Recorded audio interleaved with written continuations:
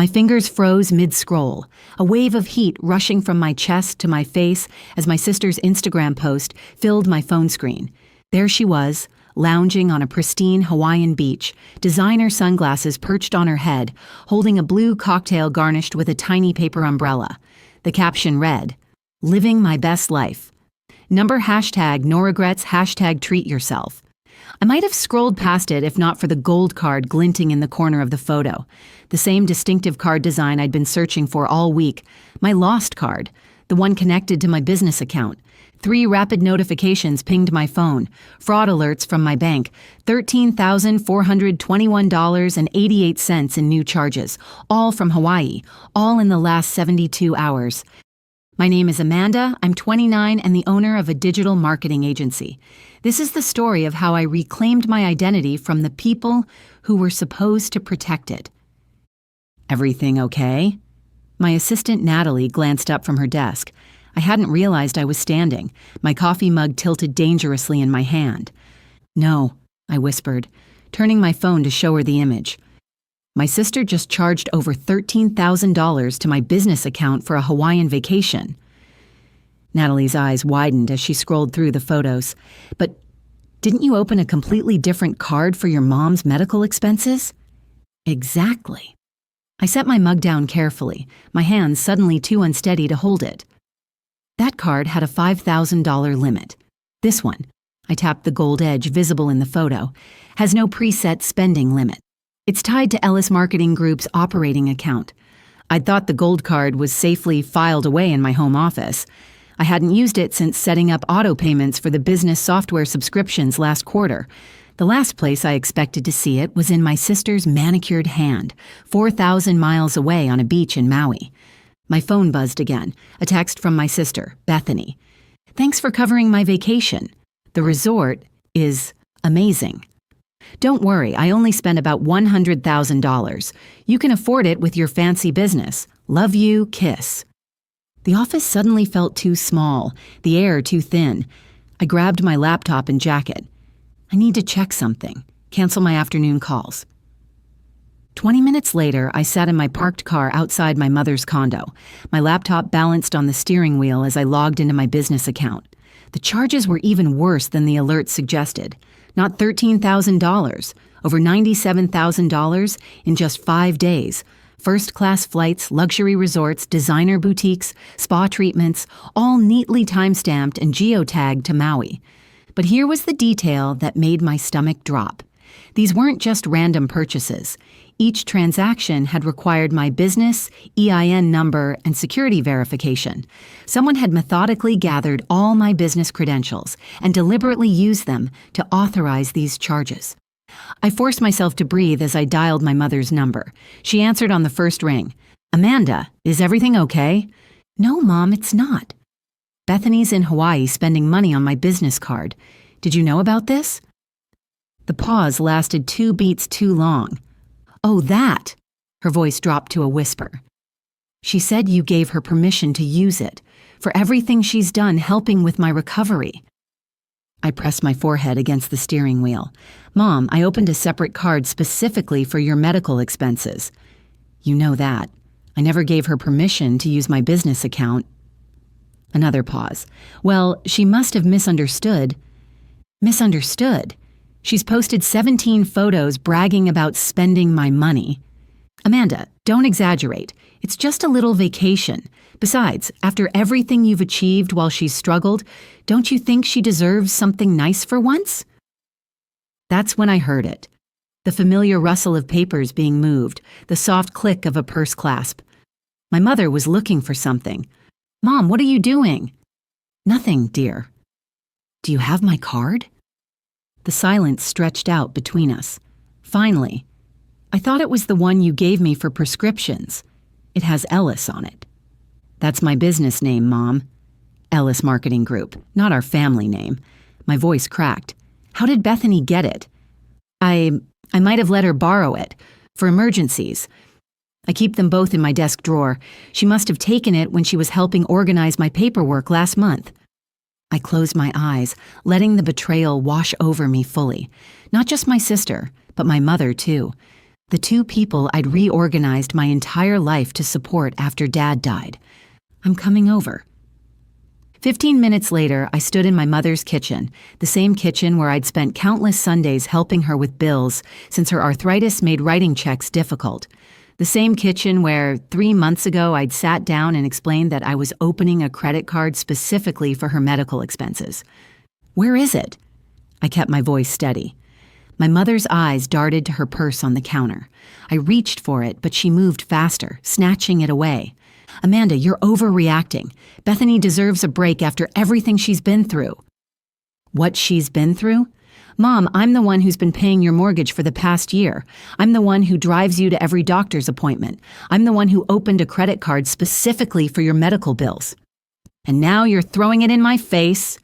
Her voice rose, familiar territory when confronted.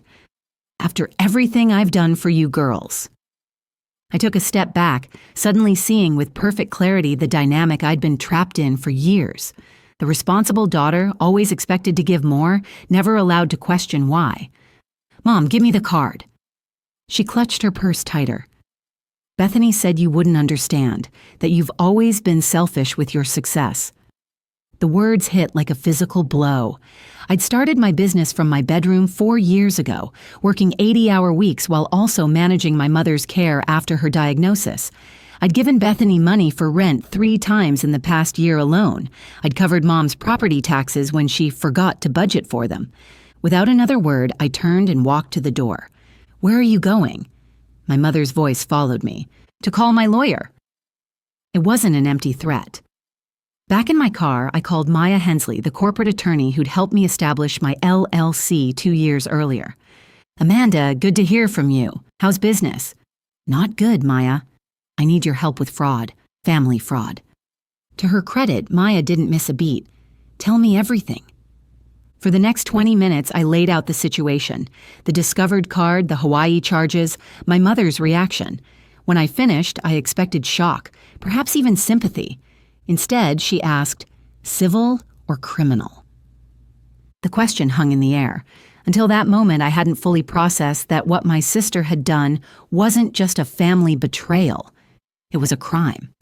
"Both," I said, surprising myself with the firmness in my voice. "Good," Maya replied. "Because this isn't just credit card theft. This is business identity theft with interstate commerce implications. That's federal territory." She walked me through the next steps: freezing the card, filing a formal fraud report with both the bank and the business insurance provider, documenting the social media posts as evidence, and preparing for what would likely become a legal battle. "Your sister made one critical mistake," Maya said. "She didn't use a personal card. She used a business card. That's not just stealing from you. That's stealing from a registered LLC with fraud protection insurance and legal standing. The penalties are much more severe." That night, I pulled together every piece of evidence: screenshots of Bethany's Instagram posts, bank statements, text messages. I created a folder labeled Legal Bethany Fraud Case and sent it all to Maya. Then I texted my sister, "Hope the pina coladas were worth it. You'll be hearing from the fraud unit soon." 3 laughing emojis appeared almost instantly. Then, "You wouldn't dare. We're family." There it was, the shield she'd hidden behind her entire life. The idea that blood ties granted her immunity from consequences. I forwarded the exchange to Maya. "Perfect," she wrote back. "Thanks for handing us motive." The next morning, my mother called. Her voice had that particular edge, not quite angry, not quite pleading, that she used when trying to make me back down. "Amanda, this has gone far enough. It was just a misunderstanding." "A misunderstanding is taking the wrong umbrella, Mom. This was deliberate. She knew exactly what she was doing. She's your sister." She made a mistake. I stared out my office window at the skyline I'd worked so hard to earn a view of. Stealing nearly $100,000 isn't a mistake. It's a felony. She only did it because she knew you'd say no if she asked. I did say no, Mom. 3 times this year when she wanted investment money for schemes that never materialized. She didn't just take my card, she took my identity, my business reputation. There was a pause. Then she played her final card. You know, if you go through with this, the family will have to choose sides. The threat hung there, familiar in its manipulation but somehow powerless now, because the word family had stopped meaning safety to me a long time ago. Then they'll have to choose, I said quietly, and ended the call. That afternoon, Maya called with an update. The bank has frozen all charges and launched a formal investigation. The business insurance company has assigned an investigator and flagged this as high priority. What happens next? I asked. Your sister's accounts will be frozen for suspicious activity. Once the insurance company verifies the fraud claim, which is basically guaranteed given the evidence, they'll reimburse your business account. Then they'll pursue her for restitution. Pursue her how? Civil lawsuit minimum. Given the amount, they may recommend criminal charges as well. I nodded, forgetting she couldn't see me through the phone. Good, I said, and meant it. That evening, I received an email from Bethany. The subject line read, "Please, Amanda." The message was a masterpiece of manipulation. She wrote about how her life was falling apart, how she'd been going through things when she took the card, how Mom had been sick and she'd panicked. She ended with, "If you drop the case, I'll pay you back. Swear on everything." I replied with a single sentence, "Pay the insurance company. They own the debt now." 2 hours later, my mother emailed, "What kind of daughter ruins her own family for the sake of proving a point?" I closed my laptop without responding, because the real question was, what kind of mother lets one daughter rob the other blind and calls it loyalty? Days passed. The fraud investigation moved quickly. Bank records, IP addresses, device logs. The insurance company approved the claim, refunding the full amount to my business account. But that wasn't the end. As Maya had predicted, once the insurance paid out, they had the right to pursue Bethany for restitution, which they did, with the full force of their legal team. Somehow, the story leaked. Perhaps through a bank employee, perhaps through Bethany herself, trying to garner sympathy. The insurance investigator later confirmed that Bethany had contacted several news outlets herself, apparently hoping public sympathy would pressure me to drop the case. All I knew was that suddenly, her name appeared in local business headlines. Woman faces $100,000 fraud accusation after using sister's business card for Hawaiian vacation. The photo they used showed her on the beach, sunglasses perched on her head, cocktail in hand, still wearing that familiar, smug smile. My mother texted again, "You've embarrassed this family enough. Haven't you done enough damage?" The irony almost made me laugh. I'd opened a credit card for legitimate medical expenses. They had turned it into an opportunity for theft. The only thing I was guilty of was refusing to be their victim any longer. When Maya called to tell me the insurance company was pursuing civil restitution, she asked if I wanted to testify. "Yes," I said without hesitation, not to punish her, but to record the truth. Because I knew that someday, someone would tell this story differently. Paint Bethany as the misunderstood sister, me as the cruel one who wouldn't help family. I wanted the facts on record. She lied. She stole. She bragged about it publicly. I could forgive her, but I wouldn't excuse her. The courthouse was colder than I expected, both in temperature and atmosphere. Bethany sat across the room, dressed in a beige sweater that seemed deliberately chosen to project humility. Gone were the designer sunglasses and beach selfie confidence. She didn't look at me once during the proceedings. When the prosecutor asked if I'd like to speak, I rose from my seat, surprised by my own steadiness. "I'm not here for revenge," I began. "I'm here to reclaim my name." I told the court about our family dynamic, the bills I'd paid, the support I'd provided, the card I'd opened specifically for my mother's medical care. I described the moment I saw the Hawaii photos and how the betrayal felt like a physical blow. She didn't just steal money, I concluded. She stole trust. She took my identity, my face, my credit, my reputation, and wore it like a costume to fund her vacation. She turned my hard work into her playground, then expected me to accept it because we shared DNA. The courtroom remained silent when I finished. As I sat down, I realized I felt no anger, no fear, just clarity. The ruling came quickly. Bethany was ordered to pay full restitution to the insurance company. Her assets would be monitored. Any attempt to open new lines of credit would trigger an automatic report. She was legally bound, financially cornered. Outside the courthouse, I walked past her toward the parking lot. She caught up to me, her voice low. "Are you happy now?" she asked. I stopped and turned to face her fully. "I'm not happy or unhappy. I'm whole again." She scoffed. "You think this makes you better than us?" I looked directly into her eyes, the same shape as mine, the same color as our father's. "No," I said. "It just makes me free from you." Then I walked away, each step lighter than the last.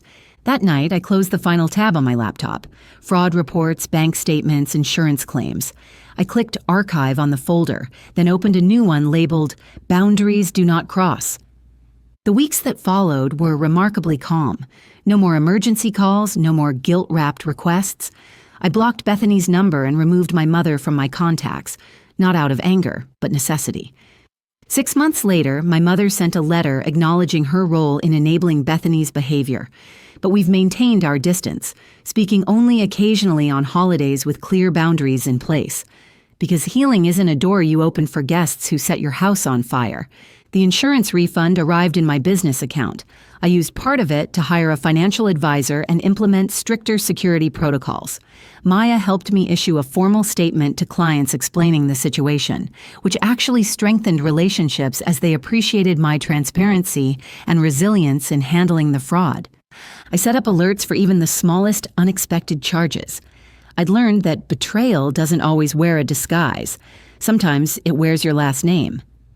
One afternoon, I walked past a jewelry store. In the window, a simple gold bracelet caught my eye. Elegant, understated. Mine, if I wanted it. Not the bracelet Bethany had borrowed 3 years ago, and I'd later spotted in her Instagram photos. Not something I needed to hide or justify or share. Just something beautiful, purchased with my own card, with my name clearly printed on the receipt. As the sales associate slipped it onto my wrist, I remembered something my grandmother used to say before she passed. The people who truly love you will never make you prove it. I'd always thought that meant I had to earn love through sacrifice. Now I understood. Real love doesn't require you to compromise your boundaries. It doesn't demand that you set yourself on fire to keep others warm. I walked home. The new bracelet light on my wrist, my phone silent in my pocket. At my front door, I paused, taking in the quiet. No drama waiting on the other side. No eggshells to walk on, real or emotional. Just space and peace and a version of myself I hadn't met in years. Whole, unapologetic. Finally free from the belief that forgiveness means reunion. It doesn't. Sometimes forgiveness simply means closing the ledger. Not forgetting the debt, but choosing never to let it drain you again. Before you go, here's a quick bonus for sticking around. If you love learning and growing like I do, you need to try audiobooks. I've got an exclusive deal with Audible. Your first month is completely free. That's access to over 500,000 titles. Zero cost to you. All the details are waiting in the description. Don't miss this one.